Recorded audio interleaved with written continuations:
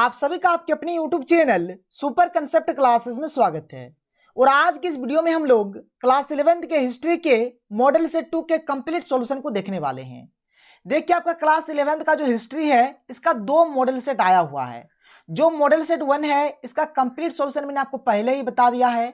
अगर आपने इस वीडियो को नहीं देखा तो सबसे पहले आप इस वीडियो को देख लीजिए, जिसका लिंक आपको इस वीडियो के डिस्क्रिप्शन बॉक्स में मिल जाएगा। और आज की इस वीडियो में हम लोग मॉडल सेट 2 के कंप्लीट सॉल्यूशन को देखने वाले हैं। इसके बाद इतिहास हमारा खत्म हो जाएगा, फिर कोई हम लोग नया सब्जेक्ट स्टार्ट करेंगे।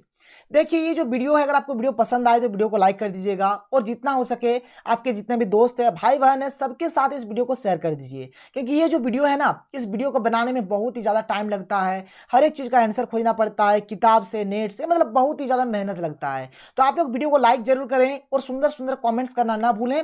और आपको किस सब्जेक्ट का चाहिए आप नीचे कॉमेंट सेक्शन में कॉमेंट करिए। और देखिए, यहाँ पर जो निर्देश दिया गया है हर एक सब्जेक्ट का सेम टू सेम है। बस आप इतना जान लीजिए, यहाँ पर आपका 40 क्वेश्चन है। एक क्वेश्चन आपका जो है यह 1 नंबर का है, तो 40 क्वेश्चन जो होगा आपका 40 नंबर का हो जाएगा। ठीक है। और जो आपको टाइम दिया गया है 1 घंटा 30 मिनट, यानी कि 1.5 घंटा आपको यहाँ पर समय दिया गया है। और मान के चलिए, अगर आप किसी भी क्वेश्चन का आंसर गलत दे देते हैं तो आपका नंबर नहीं काटा जाएगा। बात समझ में आया? तो यहाँ पर कुछ इंस्ट्रक्शन दिए हुए हैं, तो चलिए अब हम स्टार्ट करते हैं। और ये जो मॉडल सेट 2 है इसके कंप्लीट सॉल्यूशन को देखते हैं। तो देखिए, हमारे पास जो पहला क्वेश्चन है क्या है कि मेसोपोटामिया का शाब्दिक अर्थ क्या होता है, मतलब मेसोपोटामिया का मतलब क्या होता है। तो जैसे कि हम सभी को पता है और मैंने आपको पिछले वीडियो में भी बताया था कि जो मेसोपोटामिया है ना, ये 2 नदियों के बीच विकसित हुआ था। कौन कौन सा 2 नदी था? एक था हमारा दजला और एक था हमारा फ्रात। तो ये जो 2 नदी है ना, ये 2 नदी के बीच का जो भूमि है इसी को हम लोग बोलते हैं मेसोपोटामिया। तो इसका जो सही आंसर हो जाएगा ऑप्शन नंबर ए। और ये जो 2 नदी कौन कौन सा है आप याद रख सकते हैं, एक है दजला हमारा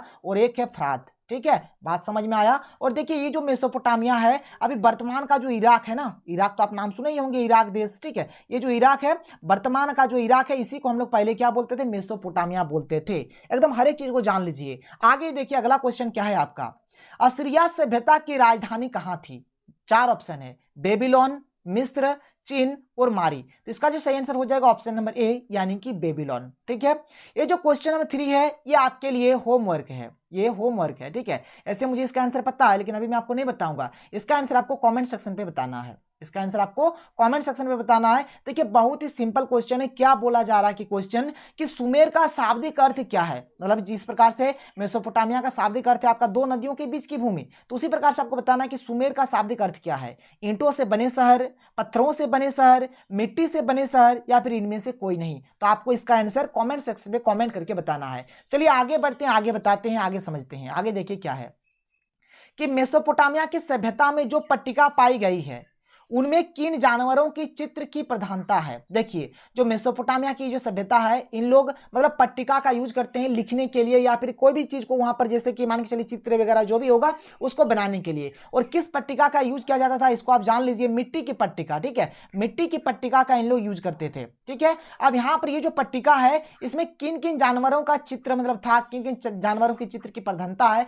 आपको बताना है। 4 ऑप्शन है, एक में आपका बैल है, दूसरा में आपका रोटियां है, फिर आपका मछलियां हैं, या फिर इनमें से सभी। तो देखिए, जो मेसोपोटामिया की जो सभ्यता है, इन लोग का ये जो पट्टिका है इसमें आपका बैल का भी चित्र था, रोटियां का भी चित्र था और मछलियां का भी चित्र था, इसलिए इसका आंसर हो जाएगा इनमें से सभी, यानी इसका जो सही आंसर हो जाएगा ऑप्शन नंबर डी। बात समझ में आया? कोई दिक्कत नहीं है। आगे देखिए, अगला क्वेश्चन देखिए, क्वेश्चन नंबर 5 क्या है आपका कि कुम्हार के चाक का आविष्कार किस सभ्यता की देन है? सिंधु घाटी की सभ्यता, चीन की सभ्यता, क्रीट की सभ्यता, या फिर मेसोपोटामिया की सभ्यता। ये जो कुम्हार का ये जो चाक आप लोग देख पा रहे होंगे, कुम्हार के पास ये जो चाक है, ठीक है, ये किसकी देन है? तो मेसोपोटामिया की सभ्यता की देन है। इसको आप नोट डाउन करके रख लीजिए। आगे देखिए, अगला क्वेश्चन क्या है, क्वेश्चन नंबर 6 आपका क्या है कि मेसोपोटामिया की प्रमुख उपज वाली फसल कौन सी थी?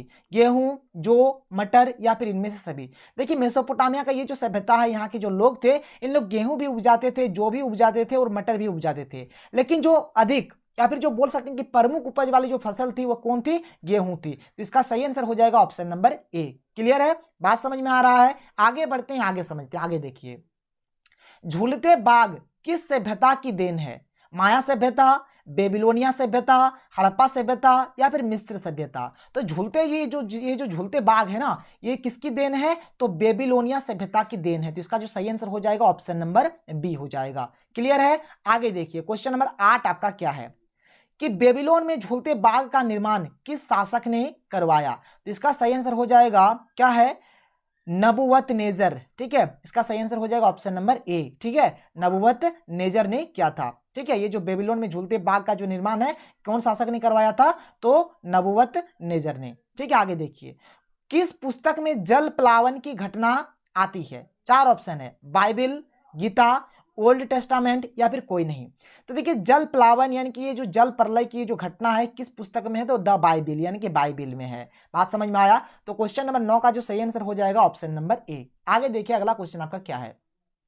मिस्र की सभ्यता का विकास किस नदी के किनारे हुआ? याद रखिएगा, मिस्र का जो हुआ था ना, ये जो मिस्र की ये जो सभ्यता है किस नदी के किनारे हुआ है? तो नील नदी के किनारे हुआ है। इसका सही आंसर हो जाएगा ऑप्शन नंबर ए। देखिए, यहाँ पर कुछ आप नोट डाउन कर लीजिए। जैसे यहाँ पर मैंने आपको बताया, ये जो मिस्र की सभ्यता है इसका मतलब विकास किस नदी के किनारे हुआ था? नील नदी के किनारे। ठीक है, आपका जो हड़प्पा सभ्यता या फिर सिंधु घाटी सभ्यता जो है, हड़प्पा सभ्यता जिसको हम लोग सिंधु घाटी सभ्यता भी बोलते हैं, और ये किस नदी के किनारे हुआ है सर? तो ये सिंधु नदी के किनारे हुआ है। ठीक है, और देखिए आगे, जैसे हम लोगों ने पढ़ा कि जो मेसोपोटामिया की जो सभ्यता है, मेसोपोटामिया की सभ्यता, तो मेसोपोटामिया की जो सभ्यता है ये कहाँ हुआ है? तो दजला और फरात, दजला एंड फरात नदी।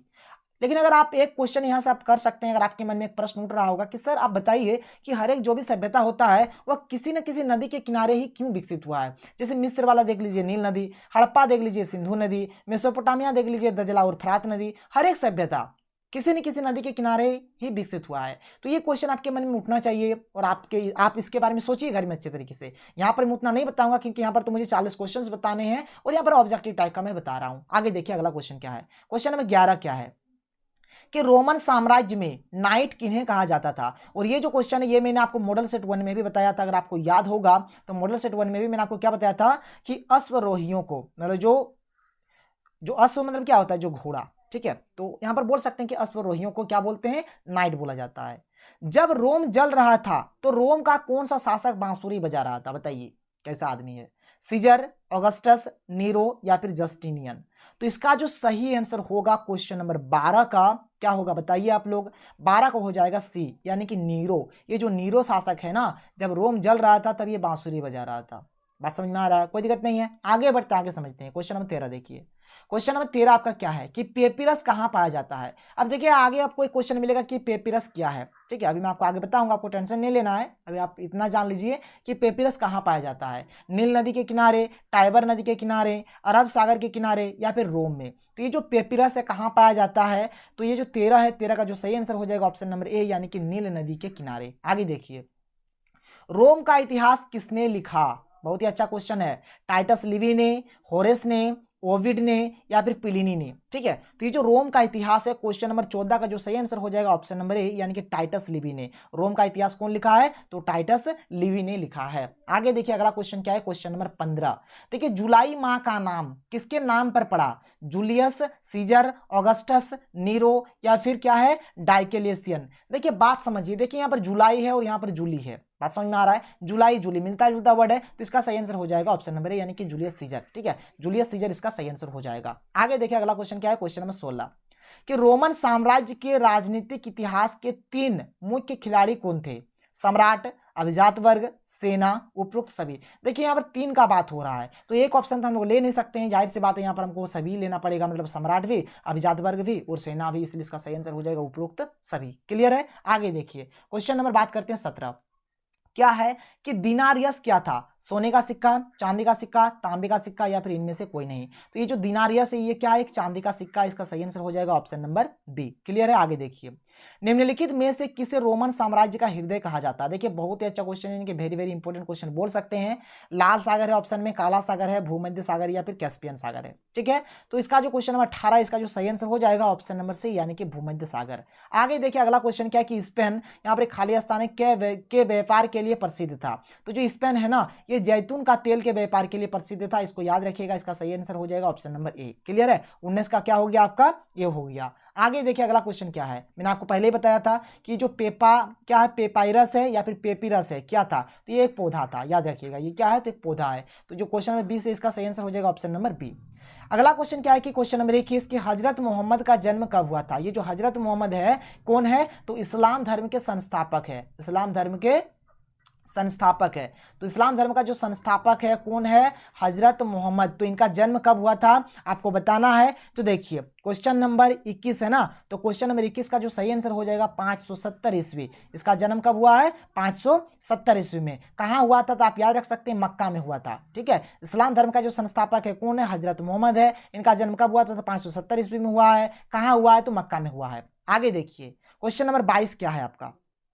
ठीक है, कि पैगंबर मोहम्मद साहब का वास्तविक नाम क्या था? अहमद, हसन, हुसैन या फिर आरिफ? तो इसका जो सही आंसर हो जाएगा 22 का, इसका सही आंसर हो जाएगा ऑप्शन नंबर बी यानी कि हसन। पैगंबर मोहम्मद साहब का वास्तविक नाम क्या था? तो हसन था। आगे देखिए अगला क्वेश्चन आपका क्या है कि जिम्मी किसे कहा गया है? ईसाइयों को, यूनानियों को, ईसाइयों और यहूदियों को या फिर इनमें से कोई नहीं? तो इसका सही आंसर हो जाएगा ऑप्शन नंबर सी यानी कि ईसाइयों और यहूदियों को हम लोग क्या बोलते हैं? जिम्मी बोलते हैं। अगला क्वेश्चन देखिए क्वेश्चन नंबर 24 आपका क्या है कि हिजरी सनवत का आरंभ कब से होता है? हिजरी सनवत जो है इसका आरंभ यानी कि स्टार्टिंग कब से हुआ है? तो 622 ईस्वी से हुआ है। इसका सही आंसर हो जाएगा ऑप्शन नंबर ए यानी कि 622। क्लियर है? आगे देखते हैं अगला क्वेश्चन। देखिए क्वेश्चन नंबर 25 क्या है कि अल बरूनी ने किस पुस्तक की रचना की थी? तो ये जो अल बरूनी है कौन से पुस्तक की रचना की थी? देखिए ऐसे तो बहुत सारे पुस्तक का रचना किया है, करीबन 140 प्लस पुस्तक का रचना किया है ये। ठीक है, तो यहाँ पर देखिए यहाँ पर जो 4 ऑप्शन है उसी के अकॉर्डिंग हमें बताना है।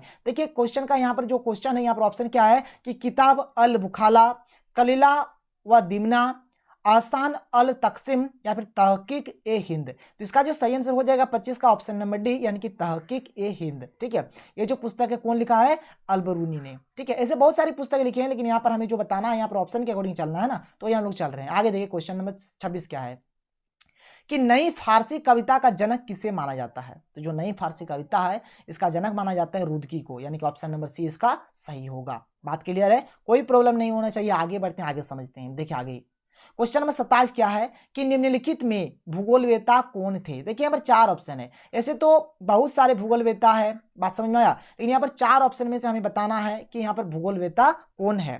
तो इसका सही जो आंसर होगा ऑप्शन नंबर सी क्या है कि अल ख्वारिज्मी। जो अल ख्वारिज्मी है ये क्या है? तो एक भूगोलवेता है। क्लियर है? आगे देखिए मोहम्मद साहब की पत्नी का नाम क्या था? तो जो मोहम्मद साहब थे जिन्होंने इस्लाम धर्म का स्थापना किया था, इनका जो पत्नी का नाम था क्या था? खदीजा। याद रखिएगा इनके पत्नी का नाम क्या है? खदीजा। और इनका माँ का नाम है अमीना। माँ का नाम क्या है? अमीना है। ठीक है, और पत्नी का नाम क्या है? खदीजा है। आगे देखिए क्वेश्चन नंबर 29 क्या है कि किसने दूरबीन और कुतुबनुमा का आविष्कार किया? देखिए बात यहाँ पर समझ लीजिए, यहाँ पर जैसे कि 4 ऑप्शन है कि अरबों ने, चीनियों ने, यूनानियों ने या फिर इनमें से कोई नहीं। देखिए अगर हम लोग दूरबीन का बात करें तो दूरबीन का कोई सटीक आंसर नहीं मिल रहा है। आप अगर गूगल में भी गूगल करके देखेंगे ना, अगर नेट में अगर आप सर्च करके देखेंगे तो दूरबीन का यहाँ पर कोई आपको सटीक आंसर नहीं मिल रहा है। लेकिन ये जो कुतुबनुमा है, कुतुबनुमा का जो आविष्कार किया है कौन किया है? तो चीन ने किया है। ठीक है, कौन किया है? चीन ने किया है। बात समझ में आया? कुतुबनुमा का जो आविष्कार किया है चीन ने किया है। तो यहाँ से हम लोग बोल सकते हैं कि इसका जो सही आंसर होगा चीनियों हो सकता है। ठीक है, ये हो सकता है, एक्चुअल में हो सकता है क्या होगा ये आप नेट करके या फिर गूगल में देख लीजिए सर्च मार के कि कुतुबनुमा का आविष्कार किसने किया है, तो बोला जाएगा कि चीन में ही हुआ है इसका आविष्कार। ठीक है, तो यहाँ से लोग बोल सकते हैं इसका जो आंसर होगा ऑप्शन नंबर बी इसका आंसर होगा। आप इसे एक बार सर्च करके तो देख लीजिए, आपको भी यकीन हो जाएगा कि क्या है क्या नहीं है। ठीक है, आगे देखिए अगला क्वेश्चन क्या है आपका। क्वेश्चन नंबर 30 क्या है कि गजनी सल्तनत का संस्थापक कौन था? तो इसका जो सही आंसर हो जाएगा option number C Mahmud Ghaznavi. देखिए नाम है गजनी, तो यहाँ यहीं से तो आपको गजनी देखने को मिल रहा है, तो यही आपका सही आंसर हो जाएगा ऑप्शन नंबर सी। आगे देखिए क्वेश्चन नंबर 31 क्या है कि लुई 14वां के निरंकुशतम राजतंत्र को किसने संभव बनाया? रिसलू ने, मेजारिन ने या फिर रिसलू और मेजारिन दोनों ने या फिर किसी ने नहीं? तो इसका सही आंसर हो जाएगा ऑप्शन नंबर सी यानी कि रिसलू और मेजारिन दोनों ने किया था। ठीक है, देखिए पहले क्या होता है, रिसलू करते हैं, जब रिसलू का मौत हो जाता है, इनका जब मृत्यु हो जाता है तब मेजारिन कारभार संभालते हैं। आगे देखिए क्या है क्वेश्चन नंबर 32, सामंती व्यवस्था का मुख्य आधार क्या था? तो ये जो सामंती व्यवस्था है इसका मुख्य आधार जो है क्या है? सेवा है। तो इसका जो सही आंसर हो जाएगा 32 का ऑप्शन नंबर बी हो जाएगा। क्लियर है? आगे देखिए अगला क्वेश्चन क्या है, क्या है कि डॉन क्विक्सोट उपन्यास में किस वर्ग का प्रमुखता से चित्रण किया गया है? देखिए इसका आंसर अभी तक मुझे नहीं मिला। ठीक है, इसलिए इसका आंसर अभी मैं आपको नहीं बताता हूं। अगर आप जानते हैं तो आप कमेंट कर सकते हैं, अदरवाइज आप इसको अपने से कर लीजिए या फिर अभी आप इस क्वेश्चन को स्किप कर दीजिए, क्योंकि मैंने बहुत ढूंढा, मुझे इस क्वेश्चन का आंसर अभी तक नहीं मिला है। तो जैसे मुझे मिल जाएगा, हो सके मैं कमेंट कर दूंगा या फिर कोई मतलब जब दूसरे सब्जेक्ट का जब मैं लेक्चर बताऊंगा तो वहां पर आपको मैं इसके बारे में भी डिस्कस कर लूंगा। ठीक है, चलिए आगे बढ़ते हैं। क्वेश्चन नंबर 34 देखिए क्या है कि रोमन चर्च का प्रधान कौन था? पोप, बिशप, पादरी या फिर फ्रायर। तो इसका जो सही आंसर हो जाएगा क्या हो जाएगा, पोप। ठीक है, रोमन चर्च का प्रधान कौन था, तो 34 का जो सही आंसर हो जाएगा क्या हो जाएगा, पोप हो जाएगा। आगे देखिए क्वेश्चन नंबर 35 क्या है आपका, टाइथ किस प्रकार का कर था। देखिए टाइथ को कहीं कहीं पर टाइद भी लिखा जाता है, ठीक है, टाइद भी बोलते हैं या फिर टाइड भी बोलते हैं इसको, जो भी आपको बोलना है। ठीक है, छोड़िए ये सब गोली मारी जो है उसी के ऊपर डिस्कस करते हैं। क्या है कि टाइथ किस प्रकार का कर था, भूमि कर, व्यापारिक कर, धार्मिक कर या फिर सैनिक कर। तो इसका जो सही आंसर हो जाएगा ऑप्शन नंबर सी यानी कि धार्मिक कर था। टाइथ क्या था, एक धार्मिक कर था। ठीक है, आगे देखिए अगला क्वेश्चन आपका क्या है, क्वेश्चन नंबर 36 क्या है कि धर्म सुधार आंदोलन के सर्वप्रथम प्रवर्तक कौन थे, मार्टिन लूथर। तो इसका जो सही आंसर होगा मार्टिन लूथर ही होगा, और आगे ऑप्शन पढ़कर कुछ टाइम बर्बाद करके फायदा नहीं है। ठीक है, तो धर्म सुधार आंदोलन के सर्वप्रथम प्रवर्तक कौन थे, तो मार्टिन लूथर थे। और ये मार्टिन लूथर कहाँ के थे, तो आप याद रखिएगा जर्मनी के थे। कहाँ के थे, तो जर्मनी के थे, इस बात को आपको याद रखना है। अगला क्वेश्चन देखिए इसी पर बेस्ड है, क्या है कि क्वेश्चन नंबर 37 क्या है कि धर्म सुधार आंदोलन की शुरुआत कहाँ हुई, इटली में, जर्मनी में, इंग्लैंड में, अमेरिका में। तो अभी मैंने आपको बताया कि जो धर्म सुधार आंदोलन के जो सर्वप्रथम प्रवर्तक थे कौन थे, मार्टिन लूथर थे। और मार्टिन लूथर कहाँ के थे, जर्मनी के थे। तो जाहिर सी बात है सर जर्मनी में ही तो हुआ होगा, तो इसका सही आंसर हो जाएगा जर्मनी यानी कि ऑप्शन नंबर डी। क्लियर है, आगे बढ़ते हैं। सामंतवादी अधिकृत व्यवस्था की सबसे छोटी इकाई थी। और ये जो क्वेश्चन है आपका मॉडल सेट 1 में भी पूछा गया क्वेश्चन है, सेम टू सेम हुबहू वही पूछ दिया गया है। नाइट होगा, मेयर होगा, फाइव होगा या फिर इनमें से कोई नहीं। तो इसका सही आंसर हो जाएगा नाइट यानी कि ऑप्शन नंबर ए। क्लियर है, आगे देखिए मात्र 2 क्वेश्चन बचा हुआ है और हिस्ट्री यहां पर हमारा कहानी खत्म। अगला क्वेश्चन क्या है, क्वेश्चन नंबर 39 कि गुलाबों की लड़ाइयां कहां हुई, फ्रांस में, इंग्लैंड में, जर्मनी में या फिर रूस में। तो ये जो गुलाबों की लड़ाइयां हैं कहां हुई है, तो इंग्लैंड में हुआ है। ठीक है, इंग्लैंड में। देखिए इंग्लैंड को हम लोग ब्रिटेन भी बोलते हैं, क्या बोलते हैं, ब्रिटेन। इसको हम लोग यूके भी बोल सकते हैं, तो ऐसे भी आपका ऑप्शन आ सकता है। यूके माने हो गया यूनाइटेड किंगडम, यूनाइटेड किंगडम, बात समझ में आया। तो इंग्लैंड को हम लोग ब्रिटेन भी बोल सकते हैं, यूके भी बोल सकते हैं या फिर यूनाइटेड किंगडम भी बोल सकते हैं, आप इसको याद रखिएगा। अगला क्वेश्चन क्या है, क्वेश्चन नंबर 40 कि डिवाइन कॉमेडी के लेखक कौन थे। ठीक है, देखिए यहाँ पर 4 ऑप्शन है, एक्चुअल में यही वाला सही ऑप्शन होगा, लेकिन ये जो लिखना चाहता था, कैसे इसको लिखना है, इसको लिखना चाहता था इन लोग दांते। ठीक है, इसका होता है दांते, क्या नाम है, दांती, इसका नाम है दांते एलिगियरी। ठीक है, इसका ये नाम है दांती एलिगियरी, इसका नाम है, बात समझ में आया। तो इसको आप नोट डाउन कर लीजिए, जो डिवाइन कॉमेडी के लेखक है कौन थे बाबू, तो आप याद रखिएगा दांते एलिगियरी, ये गौ है। ठीक है, ये गौ है आपका। ठीक है, यहाँ पर मैं आपको अच्छे तरीके से लिख देता हूँ, एलिगियरी। ठीक है, तो यहाँ पर मैंने कुल मिलाकर आपको 40 क्वेश्चन का आंसर बता दिया। ठीक है, शायद आपको वीडियो पसंद आया होगा। अब आपको किस सब्जेक्ट का वीडियो चाहिए आप नीचे कमेंट सेक्शन में कमेंट करिए, मैं उसी सब्जेक्ट के ऊपर मैं वर्क करूंगा और आपको वीडियो दे दूंगा। देखिए ये जो वीडियो होता है ना, आप यकीन नहीं करिएगा, मैं आज रात 1 बजे तक जागा था, फिर मैंने हर एक चीज़ को देखा, क्योंकि बहुत मतलब हर एक क्लास का मॉडल सेट आ गया ना, और बहुत मॉडल सेट है हर एक चीज़ का, तो यहाँ पर वीडियो बनाकर सोशल में प्रोवाइड कराना पड़ेगा ना आप लोग को, तो इसलिए अभी बहुत मेहनत लग रहा है। तो चलिए कोई दिक्कत नहीं, अगर वीडियो पसंद आए तो वीडियो को लाइक कर दें। तो मिलते हैं अगले वीडियो में, थैंक यू, जय हिंद।